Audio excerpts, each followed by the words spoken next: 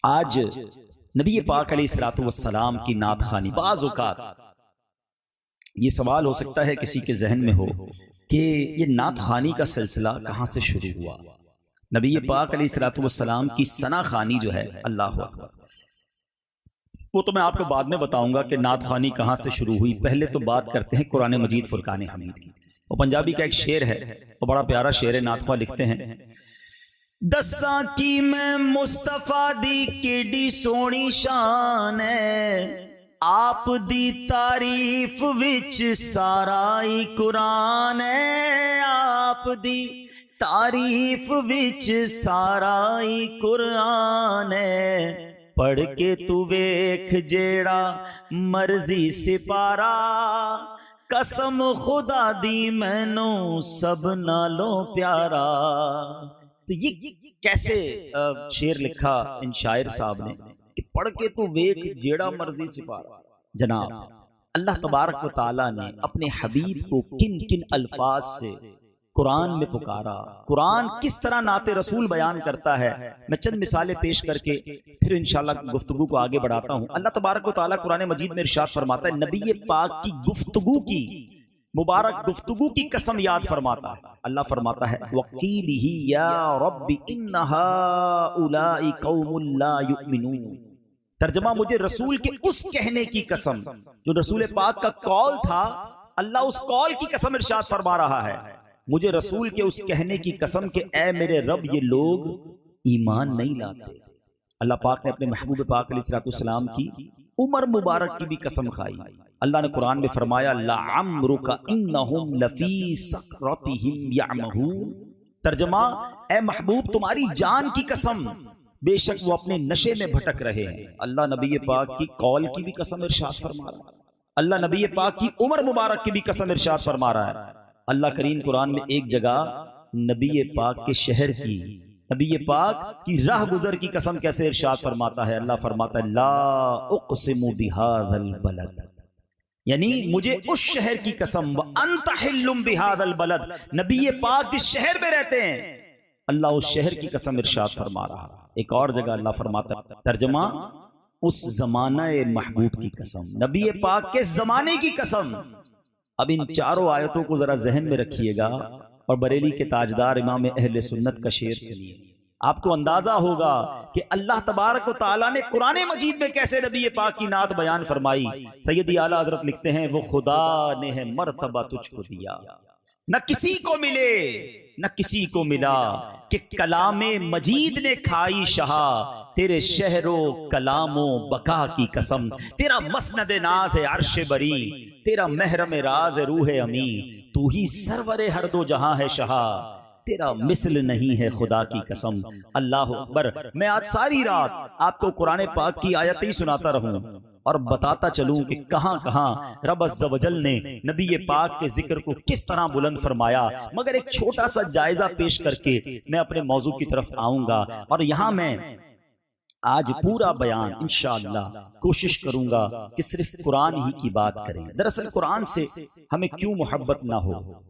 قرآن مجید ایک تو اللہ کی کتاب ہے، باقی عاشقان رسول سے میں ایک بات کرنا چاہوں گا۔ ہم نبی پاک کے بہت سارے معجزات کا ذکر سنتے ہیں، اور یقیناً جو عاشقان رسول ہیں جب بھی نبی پاک کے معجزات کی بات کرتے ہیں ایمان تازہ ہی ہوتا ہے، دل خوش ہو جاتا ہے کہ سبحان اللہ، اللہ نے ہمارے آقا علیہ الصلوۃ والسلام کو کیسا مرتبہ عطا فرمایا، اور صحابہ کرام کی قسمت پر رشک بھی آتا ہے کہ انہوں نے اپنی آنکھوں سے چاند کے 2 ٹکڑے ہوتے دیکھے، اپنی آنکھوں سے سورج کو پلٹتے دیکھا، آقا علیہ الصلوۃ والسلام کی دعا پر بارش برستے بھی دیکھی، دعا فرمانے پر بارش رکتے بھی دیکھی، حضرت ابو قتادہ کی نکلی ہوئی آنکھ واپس لگ کر روشن ہوتے بھی دیکھی، اور لکڑی نبی پاک کسی صحابی کو پکڑائیں تو اسے تلوار بنتے بھی دیکھی۔ ایسے معجزات ہیں کہ بیان کرتے چلے جائیں، 5 انگلیوں سے 5 چشمے جاری ہوتے بھی صحابہ نے دیکھے، مگر ہم تو نہیں دیکھ سکتے۔ ہم سن رہے ہیں اور انجوائے کرتے ہیں، ایمان تازہ کرتے ہیں، مگر آپ جانتے ہیں ایک معجزہ جس کو سب سے بڑا معجزہ کہا جاتا ہے، نبی پاک کے سارے معجزات میں سب سے بڑا معجزہ کون سا ہے؟ اعظم المعجزات جسے کہا جاتا ہے، the biggest miracle of رسول اللہ صلی اللہ علیہ وسلم، وہ ہے قرآن مجید فرقان حمید۔ وہ آج ہمارے درمیان ہے نا، اس کو تو ہم دیکھ سکتے ہیں، اس کا فیضان تو حاصل کر سکتے ہیں، مگر انفارچونیٹلی بہت بڑی تعداد ہماری قرآن نہیں پڑھتے بھی نہیں ہیں اور اس کو انڈرسٹینڈ بھی نہیں کرتے. تو آج میں آپ کو قرآن سے انشاءاللہ نعت مصطفیٰ بھی سناؤں گا، انشاءاللہ قرآن سے بہت سارے پرابلمز کا علاج بھی بتاؤں گا، اور قرآن کا ایک بڑا تاریخی واقعہ بھی سناؤں گا. تو نبی پاک علیہ الصلوۃ والسلام فرماتے ہیں خیرکم من تعلم القرآن وعلمہ، تم میں بہترین وہ ہے، the best amongst you، جو قرآن سیکھے اور دوسروں کو سکھائے. تو ان بیسٹ لوگوں میں شامل ہو جائے. آج سے زندگی میں ایک ریولوشن پاس کرنی ہے، اپنی زندگی میں ایک نیا پلان لے کے جانا ہے. اب میں نے اپنی لائف میں کیا چینج لانا ہے، کیا پلس کرنا ہے. تو اسی لیے آج میں نے ٹاپک صرف قرآن پاک کو لیا ہے. اندازہ ہو کہ یہ کیسا خزانہ ہے، یہ کیسا رحمت کا دریا ہے، یہ ایک کتاب میں ہمارے لیے کیا کچھ نہیں ہے. اللہ اکبر. پہلے بات چونکہ نعت مصطفیٰ سے چلی ہے تو میں آپ کو ایک بہت ہی خوبصورت جائزہ پیش کروں گا، مگر میں چاہوں گا کہ یہاں موجود اسلامی بھائیوں کی سبحان اللہ کی صدا بھی بلند ہوتی رہے. آپ ذرا سنیے گا، میں قرآن کی آیتوں کے بارے میں آپ کو بتانے جا رہا ہوں کہ اللہ تعالیٰ نے اپنے حبیب علیہ الصلوۃ والسلام کی نعت اور اپنے حبیب کا ذکر قرآن میں کس کس طرح کیا. سورہ فتح آیت نمبر 29 اللہ تبارک و تعالیٰ نے آپ علیہ الصلوۃ والسلام کو محمد الرسول اللہ فرمایا. سورہ آل عمران آیت نمبر 33 میں آپ کو مصطفیٰ قرار دیا گیا. مصطفیٰ کا معنی سمجھتے؟ چوزن ون، چنا ہوا، سلیکٹڈ. سیدی اعلیٰ حضرت سے پوچھو مصطفیٰ کا معنی کیا ہے. بریلی کے تاجدار کہتے ہیں ذات ہوئی انتخاب، وصف ہوئے لاجواب. ذات ہوئی انتخاب، وصف ہوئے لاجواب، نام ہوا مصطفیٰ، تم پہ کروڑوں درود. آگے سنو سورہ آل عمران آیت 179 میں اللہ فرماتا ہے مجتبی. سورہ جن آیت نمبر 27 میں آپ کو مرتضیٰ کے لقب سے یاد کیا گیا. سورہ بنی اسرائیل آیت نمبر 1 میں عبد کامل. سورہ مائدہ آیت نمبر 15 میں آپ کو نور فرمایا گیا. سورہ نساء آیت نمبر 174 میں آپ کو برہان یعنی واضح روشن دلیل فرمایا گیا. سورہ احزاب آیت نمبر 40 میں آپ علیہ الصلوۃ والسلام کو خاتم النبیین فرمایا گیا. سورہ یاسین آیت نمبر 1 میں یاسین. سورہ طٰہٰ آیت نمبر 1 میں طٰہٰ. سورہ بقرہ آیت نمبر 119 میں بشیر یعنی خوشخبری سنانے والا اور نذیر یعنی ڈر سنانے والا فرمایا گیا. سورہ مزمل آیت نمبر 1 میں آپ کو مزمل. سورہ مدثر آیت نمبر 1 میں مدثر فرمایا. سورہ آل عمران میں آیت نمبر 164 میں اللہ پاک نے آپ کو مومنوں پر اپنا احسان قرار دیا. سورہ قلم آیت نمبر 4 میں آپ کو صاحب خلق عظیم فرمایا. سورہ بنی اسرائیل کی آیت نمبر 1 میں اللہ نے آپ کو صاحب معراج فرمایا. سورہ کوثر کی آیت نمبر 1 میں صاحب کوثر. تو سورہ بنی اسرائیل کی نمبر 79 میں صاحب مقام محمود فرمایا. اللہ اکبر. جبھی تو سیدی اعلیٰ حضرت کہتے ہیں اللہ کی سرتاب قدم شان ہے یہ، انسان نہیں انسان، وہ انسان ہے یہ.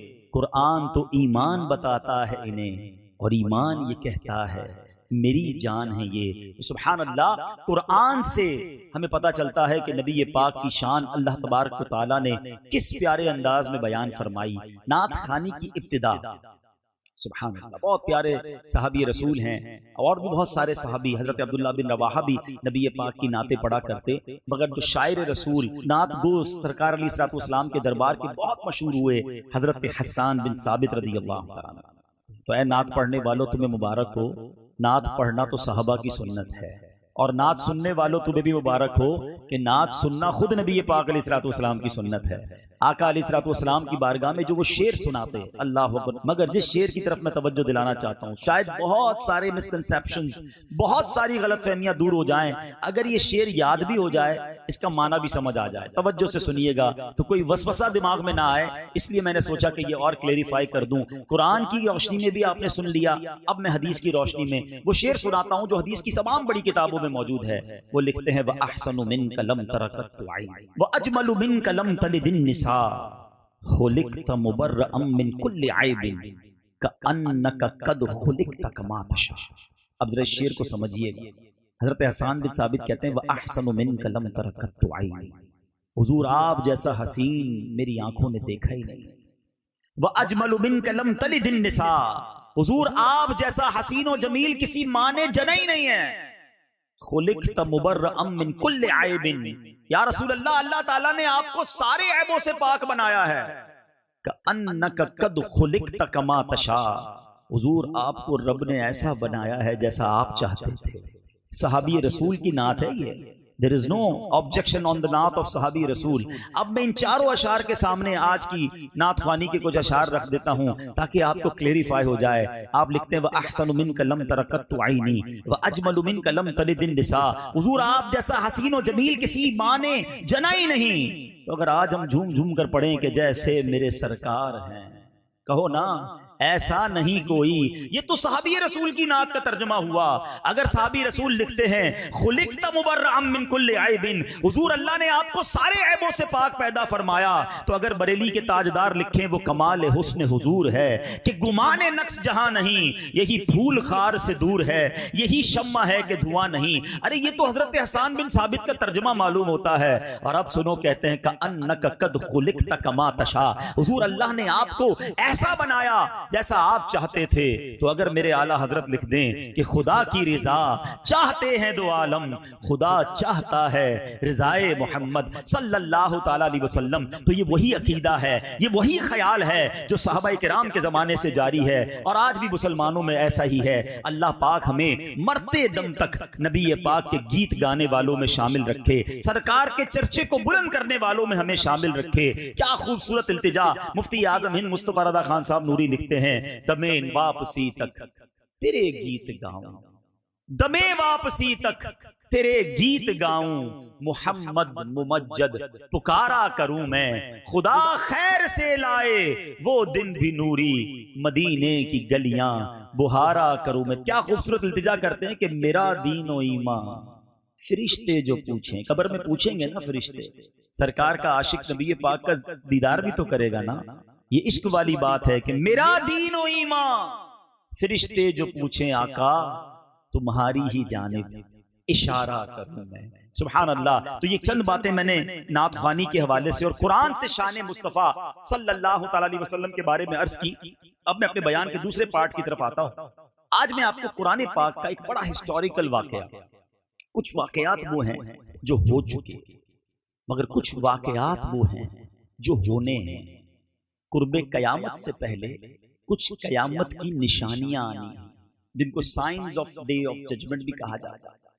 کچھ لوگ اس حوالے سے بھی کنفیوز رہتے ہیں یا کنفیوز کرنے والے کرتے ہیں کہ نبی پاک علیہ الصلوۃ والسلام کو علم غیب تھا یا نہیں. ہم سب عاشقان رسول کا ماننا یہ ہے کہ اللہ کے بتائے سے، اس بات کو یاد رکھیے، کوئی کنفیوژن نہیں. اللہ تعالیٰ نے جتنا اپنے حبیب کو علم دیا، اللہ نے دیا نا، تو اللہ کے بتائے سے نبی پاک علیہ الصلوۃ والسلام کے پاس علم غیب تھا اور ہے. اچھا، اب اس کی بہت آسان مثال، بہت سارے کلیریفائی ہو جائیں گے کہ قیامت کی نشانیاں کیا ہے. یہ تو ہوا نہیں ہے نا، تو سب ہوگا. قیامت سے پہلے کی نشانیاں کیا قرآن میں ہیں یا حدیث میں ہیں؟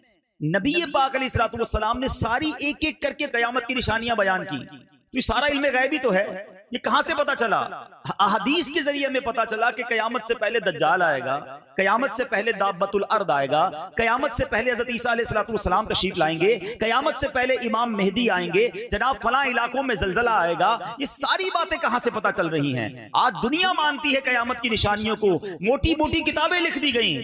یہ سارا علم غیب ہی تو ہے. نبی پاک نے آنے والی خبریں دی ہیں. تو بہت خوبصورت شاعر نے بات لکھی، جو ہو چکا ہے جو ہوگا حضور جانتے ہیں. تو آج میں قرآن اور حدیث سے ایک ایسا واقعہ جو کہ ہونا ہے، اور وہ ہے یاجوج ماجوج کا خروج. یہ قیامت سے پہلے ہوگا. حضرت ذوالقرنین کی پہلے بات کرتے ہیں. دنیا میں 4 لوگ ایسے گزرے ہیں جنہوں نے پوری دنیا پر حکومت کی. ٹھیک ہے، اس میں 2 تھے کافر اور 2 تھے ایمان والے. جو ایمان والے تھے ان میں ایک حضرت سلیمان علیہ السلام اللہ کے نبی جن کی پوری دنیا پر حکومت رہی، اور ایک حضرت ذوالقرنین. حضرت ذوالقرنین یہ اللہ کے نبی نہیں تھے مگر یہ اللہ کے ولی تھے، بہت بڑے بزرگ. آپ نے دنیا کا، پوری دنیا کا ٹریول کیا. آپ کی زندگی میں جو 3 سفر ہیں وہ سارا سورہ کہف کو اگر پڑھیں، اتنی امیزنگ سورت ہے قرآن پاک کی. ویسے تو ہر سورت کو پڑھنا ہے، اس کی ٹرانسلیشن پڑھیں، اس کی تفسیر پڑھیں، مگر سورہ کہف میں 3 بڑے خوبصورت واقعات، اور تینوں ہی تاریخی واقعات. ایک حضرت ذوالقرنین کا واقعہ یاجوج ماجوج والا، ایک حضرت موسیٰ علیہ السلام اور حضرت خضر کی جو ملاقات ہوئی، اللہ اکبر، پڑھنے سے تعلق رکھتا ہے. ایسا واقعہ کہ ایمان تازہ کر دیتا ہے کہ ان دونوں کی ملاقات ہوئی اور کیا گفتگو ہوئی اور کیسے کیسے واقعات ہوئے. اور تیسرا واقعہ خود سورہ کہف جس نام پر ہے، یعنی غار والوں کا واقعہ، اصحاب کہف کا واقعہ. ایک سورت کے اندر اتنے ہسٹوریکل ایونٹس ہیں، انفارچونیٹلی ہمیں نہیں پتا ہوتا، ہمارے بچوں کو نہیں پتا ہوتا کہ اللہ کے کلام میں کیا کیا موجود ہے. میں یہ واقعہ لے کر جو آیا ہوں اس کی وجہ بھی بیان کروں گا کہ میں کیوں آپ کو قرآن کا ایک واقعہ بھی آج سنانا چاہتا ہوں. بہرحال سورہ کہف میں یہ واقعہ ہے. اور حضرت ذوالقرنین رضی اللہ تعالیٰ عنہ نے دنیا کے ٹریول کیے. حضرت ذوالقرنین ایسٹ بھی گئے، اب ویسٹ بھی گئے، اب اس کے بعد آپ نے نارتھ کا سفر کیا، شمال کا. اب یہ بڑا امیزنگ واقعہ ہے اور ایک قرآنی واقعہ ہے. اب جب شمال میں گئے تو وہاں بھی آپ کو ایک قوم ملی اور اس قوم کی باتیں آپ کو سمجھ نہیں آ رہی تھی، ان کی زبان کوئی اور تھی. بہرحال انہوں نے اشاروں میں آپ کو بتایا کہ حضور ایک قوم ہے اور جس کے بڑے ظلم ہیں ہم پر، اور اس قوم کو جو ہے وہ ہمیں بچائیے اس قوم سے. تو آپ نے جب اس قوم کے بارے میں معلوم کیا تو پتا چلا وہ قوم جب آتی ہے تو سب جانور فصلیں سب کھا جاتی ہے، اور وہ تھے یاجوج ماجوج. تو آپ نے کہا کہ اچھا پھر میری ہیلپ یہ کرو کہ میرے ساتھ مل کر ایک دیوار بناؤ. اب ایک ایسی ہسٹوریکل وال بنائی گئی ہے، اور یہ اللہ کی شان ہے کہ یہ دنیا میں ایگزسٹ کرتی ہے وال. یہ دیوار بھی ہے اور یاجوج ماجوج بھی اس وقت اس دنیا میں ہیں. ٹھیک ہے، اب یہ کہاں ہیں، اللہ نے ہماری نظروں سے کیسے چھپایا ہے، یہ اللہ کی قدرت ہے. بہرحال حضرت ذوالقرنین نے وہ دیوار بنائی، اور اس دیوار کے بارے میں تفسیر قرآن میں لکھا کہ اس میں لوہا بھی ڈالا گیا، لکڑی بھی ڈالی گئی، اور جناب آگ جلا کر اس کو اتنا کانکریٹ کر دیا گیا، اور وہ بہت اونچی بلند کی گئی پہاڑوں کے درمیان. اس کو سد سکندری کہا جاتا ہے. ٹھیک ہے، وال آف حضرت ذوالقرنین. اچھا، اب یہ وال تو بلند کر دی گئی. اب نبی پاک علیہ الصلوۃ والسلام فرماتے ہیں، حدیث پاک کا مضمون ہے کہ روزانہ جو یاجوج ماجوج ہیں اس دیوار کو توڑ رہے ہیں، اور وہ دیوار ٹوٹنے کے قریب ہو جاتی ہے، اور ان میں کا ایک شخص کہتا ہے کہ اب باقی کل توڑیں گے. جب وہ دوسرے دن آتے ہیں تو اللہ کے حکم سے وہ دیوار پوری بھی ہو جاتی ہے اور پہلے سے زیادہ مضبوط بھی ہو جاتی ہے. نبی پاک علیہ الصلوۃ والسلام فرماتے ہیں کہ قیامت سے پہلے ایک دن آئے گا کہ جب اللہ کا حکم ہوگا کہ ان کا خروج ہونا ہے، ان کو باہر آنا ہے، تو پھر اس دیوار کو توڑنے والا شخص آخر میں کہے گا کہ انشاءاللہ کل توڑیں گے. اب اس کے لفظ انشاءاللہ کہنے کی وجہ سے وہ دیوار جب وہ دوسرے دن آئیں گے تو اتنی ہی ہوگی جتنی وہ توڑ کر گئے ہوں گے، اور اب وہ باقی توڑ ڈالیں گے، اور اس کے بعد وہ جو قوم ہے وہ باہر آ جائے گی. اب وہ کس سینیریو میں آئے گی وہ بھی میں آپ کو بتاتا ہوں. یہاں میں ایک مدنی پھول دینا چاہتا ہوں. علماء نے اس بات سے یہ مسئلہ ہمارے لیے بیان کیا کہ لفظ انشاءاللہ یعنی اللہ نے چاہا تو، اگر یہ ہم اپنی باتوں میں شامل رکھیں، اپنی نیتوں میں شامل رکھیں تو کام پورے ہو جائیں گے. میں کل آ رہا ہوں، میں ابھی پہنچ جاؤں گا، رات پہنچ جاؤں گا، کل آ جاؤں گا، ساتھ انشاءاللہ تو کہیں. میں کیسے پہنچوں گا جب تک اللہ نہیں چاہے گا؟ میں کیسے کر لوں گا جب تک اللہ نہیں چاہے؟ میں کچھ بھی نہیں، جو ہے وہ میرے رب کی ذات ہے. اللہ نے چاہا تو میں پہنچوں گا، اللہ نے چاہا تو میں کروں گا، اللہ نے چاہا تو میں کامیاب ہوں گا. اللہ کی رضا کو ساتھ رکھو. میں نے کر لیا، میں کر لوں گا، ایسا نہیں ہوتا. زندگی میں آپ کے ساتھ بھی ہوا، میرے ساتھ بھی ہوا کہ ہم نے بہت سارے پلان کر کے رکھے تھے کہ میں ادھر جاؤں گا، اس کے بعد یہ کروں گا، پھر یہ میٹنگ، پھر یہ فلائٹ. کیا شاندار پلان ہوتا ہے، مگر بیچ میں ایک ایسا معاملہ ہوتا ہے کہ سارا پلان جو ہے نا وہ چوپٹ ہو کر رہ جاتا ہے. تو پتا کیا چلا؟ حضرت مولا علی کرم اللہ تعالی وجہ الکریم کا ایک شاندار قول ہے. آپ فرماتے ہیں میں نے اپنے ارادوں کے ٹوٹنے سے اپنے رب کو پہچانا.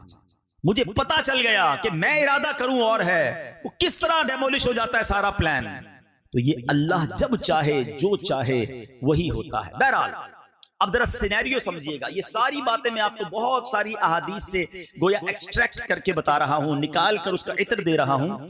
ہوگا کیا؟ قیامت جب قریب آئے گی پہلے امام مہدی کا ظہور ہوگا. امام مہدی کعبہ مشرفہ میں لوگ طواف کر رہے ہوں گے، اور دوران طواف یہ غیب سے ندا آئے گی، امام مہدی بھی طواف کر رہے ہوں گے. کہ یہ امام مہدی ہیں، سارے لوگ ان سے بیعت کریں. پوری دنیا کے ابدال جو ہوں گے، اولیاء کرام اس وقت طواف میں مشغول ہوں گے، وہ امام مہدی کے ہاتھ پر بیعت کر لیں گے. اور اب امام مہدی جو ہے وہ مسلمانوں کو گویا لیڈ کریں گے. لیکن اس کے بعد دجال آئے گا، اور اس دجال نے بڑی تباہی مچائی بھی ہوگی. اس دجال نے بہت پرابلم کریٹ کیا ہوا ہوگا، طویل داستان ہے. لیکن مسلمان بہت تکلیف میں ہوں گے دجال کی وجہ سے. امام مہدی مسلمانوں کو لے کر شام میں چلے جائیں گے.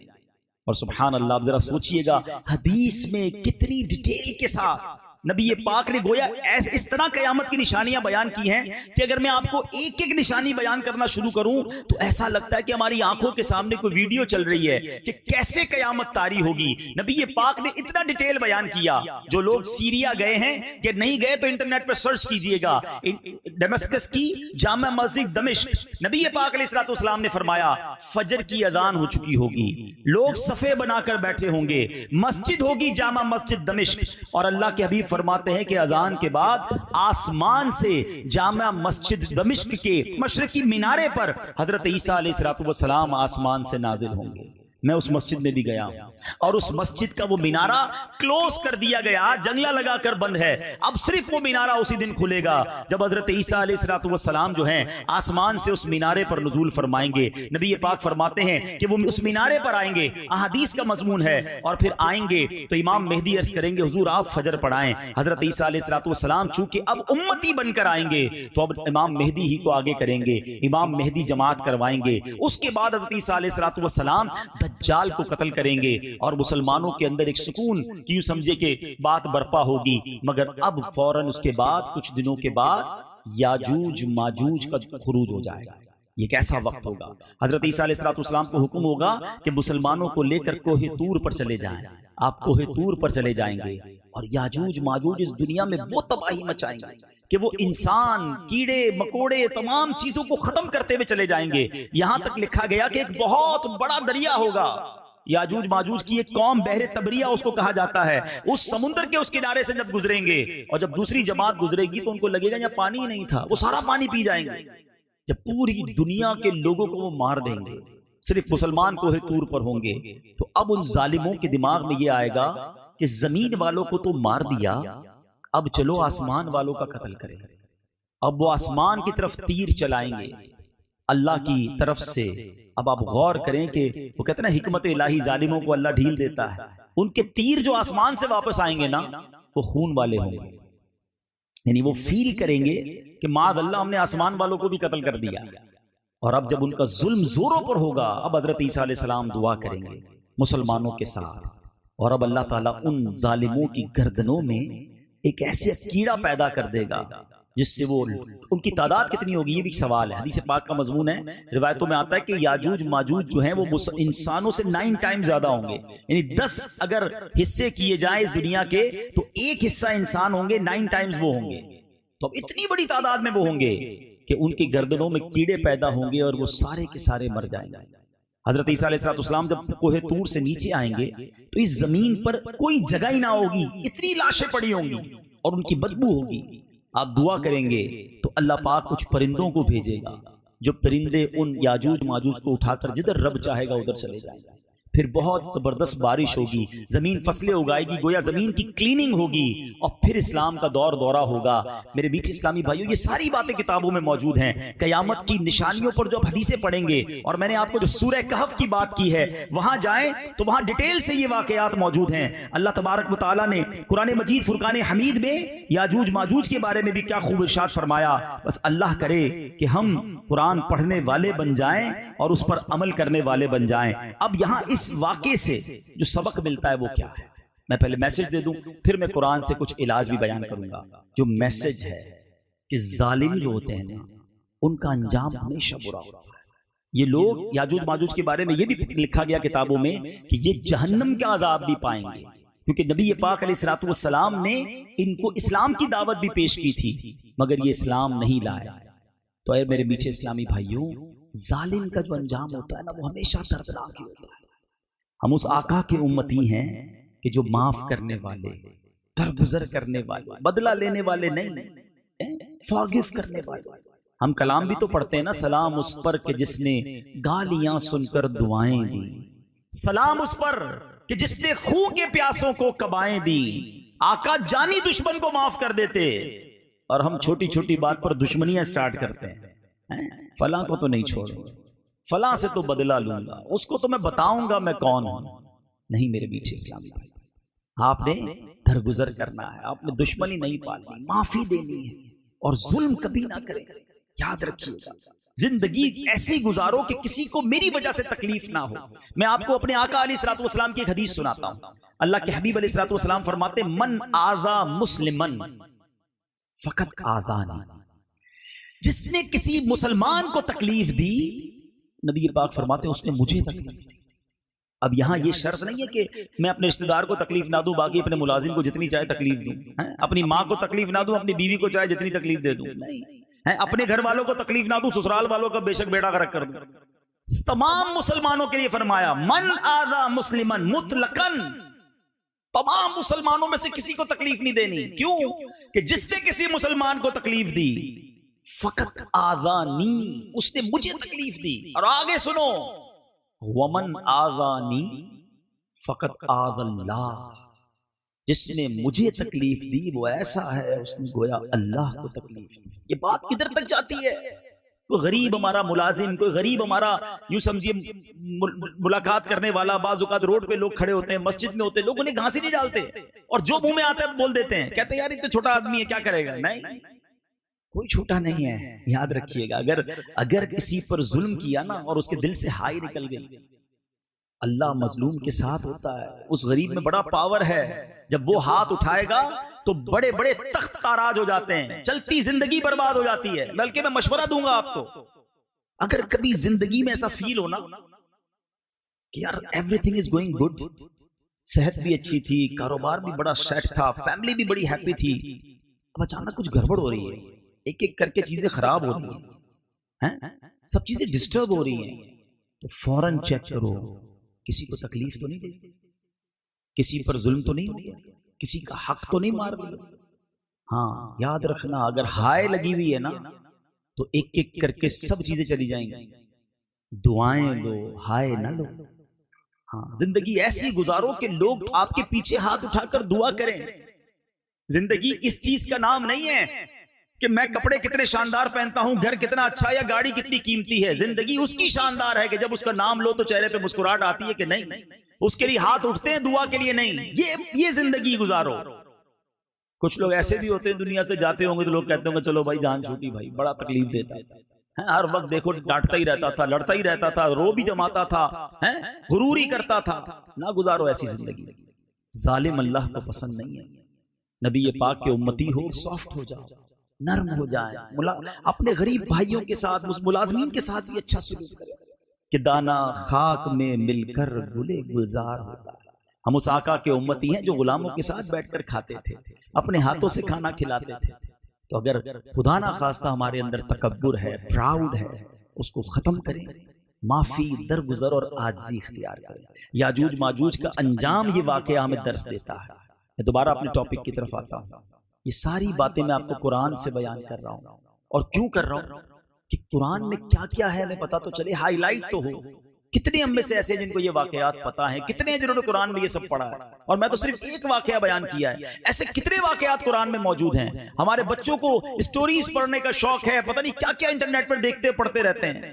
اگر ہم خود بھی قرآن پڑھیں اور اپنے بچوں کو بھی قرآن پڑھائیں، اور یہ قرآن کے واقعات ہمارے علماء نے باقاعدہ کتابوں میں کمپائل کر کے ہمیں دے دیے ہیں، پوری کتابیں ہیں، عجائب القرآن، غرائب القرآن. میں مشورہ دوں گا آپ کو یہ کتاب خرید لیں یا dawatIslami.net سے ڈاؤن لوڈ کر لیں. اس کا انگلش ورژن بھی آ گیا ہے.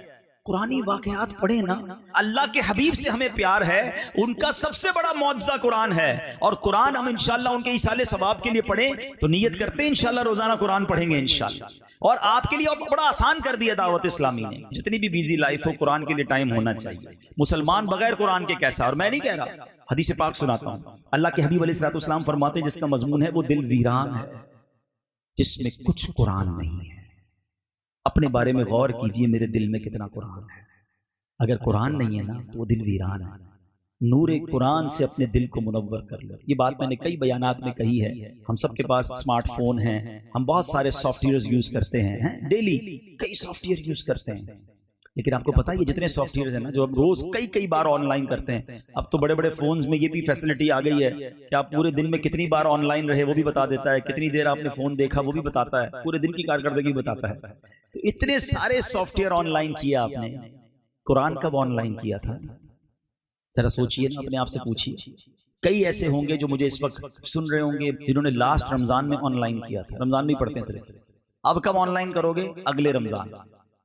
قرآن سال میں ایک بار آن لائن, باقی سارے سافٹ ویئر روز کئی بار آن لائن. کچھ لوگوں کے تو ابھی بھی سافٹ ویئر آن لائن چل رہے ہوں گے. لیکن آپ کو پتا ہے جب میں اور آپ قبر میں جائیں گے نا تو ہر سافٹ ویئر آف لائن ہو جائے گا, قرآن قبر میں بھی آن لائن ہوگا. تو وہ سافٹ ویئر نہ پکڑ لوں, وہ پیاری چیز نہ اپنے دل سے بسا لوں, دل میں بسا لوں, جو قبر میں بھی میرے ساتھ جا کر نور کا کام کرے. تو پلیز ٹرائی ٹو انڈرسٹینڈ, بغیر قرآن کی زندگی اچھی نہیں ہے. یہ ساری باتیں جو میں کر رہا ہوں بہت, اب آپ کو شاید یہ فیل ہو رہا ہوگا کہ یار یہ میں اکیلا کیسے پڑھوں گا. تو پہلے تو میں یہ بتا دوں کہ ہماری بہت پیاری تفسیر قرآن صراط الجنان آسان آج کل کی اردو میں یہ اویلیبل ہے. 10 جلدوں پر مشتمل یہ کتاب آپ کے ہر گھر میں ہونی چاہیے. اچھا, یہ کتاب ہم نے dawatIslami.net ہماری ویب سائٹ پر free of charge download پہ رکھ دی, آپ فری ڈاؤن لوڈ کر لیں. صراط الجنان قرآن کی تفسیر کی ہم نے ایک اپلیکیشن بنا دی ہے, آپ موبائل میں اس اپلیکیشن کو ڈال دیں, روز کی 2-3 آیتیں پڑھتے رہیں. صراط الجنان کو اب ہم نے آڈیو ریکارڈ کرنا شروع کر دیا, آلموسٹ آدھا قرآن ہو چکا ہے. آڈیو میں سننا چاہتے ہیں گاڑی ڈرائیو کرتے ہوئے, تھوڑی دیر ملے یار قرآن سنتا جاؤں, تفسیر سنتا جاؤں, یہ اویلیبلٹی موجود ہے. 5واں آپشن آپ کو یہ دے رہا ہوں جو بہت شاندار آپشن ہے, اور میں نہیں سمجھتا دنیا میں دعوت اسلامی کے علاوہ کوئی آفر کرتا ہو. 24/7 صبح سے لے کے رات, رات سے لے کے پھر صبح, کوئی بھی ٹائم آپ کے پاس, آپ کی مرضی کا ٹائم. آپ کہتے ہیں رات 12 بجے فارغ ہوتا ہوں, بھائی 12 تک تو بہت بیزی ہوتا ہوں. رات 12 بجے صحیح, رات 1 بجے صحیح, صبح 6 بجے صحیح, آپ اپنی مرضی کا ٹائم بتائیں. اس ٹائم پر آن لائن آپ سے دعوت اسلامی کے قاری صاحب آن لائن ہوں گے, آپ کو قرآن پڑھا دیں گے, آپ کو تفسیر پڑھا دیں گے, آپ کے تلفظ ٹھیک کرا دیں گے. آپ کہیں مجھے قرآن کے واقعات سناؤ, وہ آپ کو قرآن کے واقعات سنائیں گے. آپ نے قرآن پڑھ لیا بھائی, اب مجھے آپ حدیث کی کتاب پڑھاؤ, وہ آپ کو حدیث کی کتاب پڑھائیں گے. 30 کورسز موجود ہیں, پھر بھی میں نہ سیکھوں. دنیا بھر کے سافٹ ویئر, دنیا بھر کی نالج ہے, قرآن نہیں ہے نا تو کچھ نہیں. یاد رکھیے, آپ بھی قرآن سیکھیں, اپنے بچوں کو بھی قرآن سکھائیں. کیونکہ میرے اور آپ کے مرنے کے بعد جو ہے نا, ہمارے بچے گوگل, یاہو, فیس بک, واٹس ایپ کھول کر ایصال ثواب نہیں کر پائیں گے. ان کو قرآن آتا ہوگا نا, تو میرے اور آپ کے مرنے کے بعد وہ قرآن پڑھ کے ایصال ثواب کریں گے. تو خود بھی قرآن سے دوستی کر لو اور اپنے بچوں کو بھی قرآن پڑھائیں. یہ آن لائن کیسے پڑھ سکتے ہیں, اس کی بھی ویب سائٹ بتا دیتا ہوں, چاہیں تو سیو کر لیں, QuranTeacher.net. یہ بھی دعوت اسلامی کی ایک ویب سائٹ ہے جہاں جا کر آپ کو 30 کورسز آفر کیے جائیں گے. آپ اپنی مرضی کا ٹائم ڈالیں, اپنی مرضی کی کلاس بک کر لیں, تو انشاءاللہ آپ قرآن. اچھا, آپ کے گھر کی بہنیں جو ہیں, ہماری مائیں بہنیں جو ہیں, وہ بھی کر سکتی ہیں. ہماری بہنیں پڑھائیں گی انہیں, بچوں کو بھی پڑھایا جائے گا, آپ کو بھی پڑھایا جائے گا. میں ایسے بہت سارے گھر والوں کو جانتا ہوں کہ گھر کا ہر فرد آن لائن پڑھ رہا ہے, بچے بھی پڑھ رہے ہیں, عورتیں بھی پڑھ رہی ہیں, مرد بھی پڑھ رہے ہیں. تو آپ بھی چاہیں تو پڑھیں. ابھی ہمارے الحمدللہ 80 کے قریب کنٹریز میں الحمدللہ یہ اتنی بڑی سروس چل رہی ہے, آپ کو بھی میں آفر کرتا ہوں کہ آپ بھی اس میں داخلہ لے لیں. اب میں چاہوں گا بیان ختم کرنے سے پہلے میں 2 منٹ آخری آپ کے لوں گا, اور میں چاہوں گا کہ آپ چاہیں, ویسے تو ہم کہتے ہیں اپنے بیان میں کہ ہمارے بیان میں آپ موبائل فون بند کر لیں, لیکن اب میں چاہوں گا کہ اگر آپ چاہیں تو اپنے موبائل نکال کے یہ 2 منٹ کی جو میری گفتگو ہے اس کو ریکارڈ کر لیں, کیونکہ میں آپ کو قرآن سے کچھ علاج بتا رہا ہوں. لوگ کہتے ہیں کوئی وظیفہ بتائیں, کوئی تعویذ بتائیں, میں آپ کو اللہ کے کلام سے کچھ پرابلمز کے علاج بتانے جا رہا ہوں. آپ چاہیں تو اسے ریکارڈ کر لیں گھر والوں, اور آپ کو کام آئے گا. درود پاک پڑھ لیں, صلو علی الحبیب صلی اللہ تعالی علی محمد صلی اللہ علیہ وسلم. سورہ فاتحہ, قرآن پاک کی سورہ فاتحہ 100 مرتبہ پڑھ کر جو دعا مانگی جائے قبول ہوتی ہے. آپ کو کوئی دعا کرنی ہے اور کوئی اہم دعا ہے, 100 بار سورہ فاتحہ پڑھیں, اس کے بعد دعا مانگیں. اس کے بعد آتے ہیں سورہ بقرہ کی تلاوت سے شیطان گھر سے بھاگ جاتا ہے. بہت ساروں کے گھروں میں بڑے پرابلمز چل رہے ہوتے ہیں, گھر کے حالات ٹھیک نہیں ہوتے, آپ گھر میں سورہ بقرہ مل کر پڑھ لیں, انشاءاللہ اس کی فضیلت دیکھیں گے. آیت الکرسی پڑھنے سے محتاجی دور ہوتی ہے.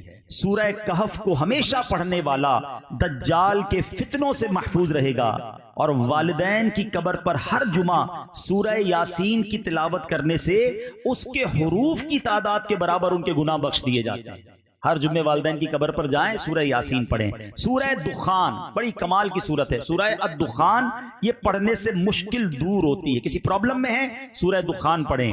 آگے چلتے ہیں، کسی کی جو قریب المرگ ہو، بعض اوقات کسی پر سکرات کا عالم ہوتا ہے، لاسٹ بریتھ چل رہی ہوتی ہیں، تو اس کے پاس جا کر سورہ جاسیہ پڑھ کر دم کریں، انشاءاللہ خاتمہ بالخیر ہوگا۔ سورہ حجرات کا پڑھنا اور دم کر کے پینا گھر میں خیر و برکت کے لیے مفید ہے۔ سورہ قاف، اگر آپ میں سے کوئی پھلوں والے ہیں جن کی کھیتی باڑی ہے یا زمینداری ہے، ذرا غور سے سن لیں، سورہ قاف یہ پڑھنے سے باغ کے پھلوں میں کثرت ہوتی ہے۔ سورہ رحمان، سبحان اللہ، 11 بار پڑھنے سے تمام مقاصد پورے ہوتے ہیں۔ سورہ واقعہ جو شخص روزانہ پڑھے اسے کبھی فاقہ نہ ہوگا۔ سورہ واقعہ کی عادت ڈال لیں۔ سورہ ملک، سبحان اللہ، ہر رات سورہ ملک پڑھنے والا عذاب قبر سے محفوظ رہے گا۔ سورہ مزمل کو 11 بار پڑھنے سے ہر مشکل آسان ہوتی ہے۔ سورہ مدثر کو پڑھ کر، اگر ایسے بچے ہیں آپ کے گھر میں جو حافظ قرآن بن رہے ہیں یا آپ حفظ قرآن کرنا چاہتے ہیں، تو سورہ مدثر کو پڑھ کر حفظ قرآن کی دعا مانگی جائے